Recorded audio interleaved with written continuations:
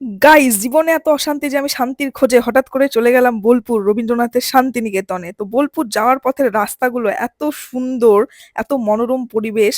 তারপরে হাইওয়েতে আমার মতো চাখর মানুষের আর কি কাজ, চা খেয়ে নিলাম, মুখে মালাইটা লেগে গেছিল ফেলে দিলাম।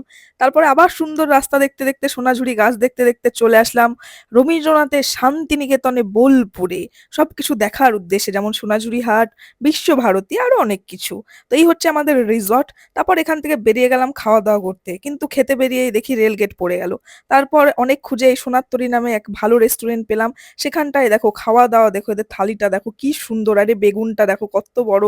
আর খাওয়া দাওয়ার কোয়ালিটি ছিল খুবই সুন্দর। তারপর চলে আসলাম সোনাঝুরি হাটে। এখানে সাঁওতালি নাচ দেখলাম, অনেক কেনাকাটা করলাম। বেশ ভালো লাগলো জায়গাটা। সত্যি কথা বলতে শান্তিনিকেতন খুবই ভালো জায়গা, এখানে একটা শাড়িও কিনে নিলাম। তারপর চলে আসলাম রিসর্টে। তারপর চাটা একটু খেলাম। তারপর পরের দিনে কি কি করলাম সেটা দেখতে হলে আমাকে সাবস্ক্রাইব করো। বাই।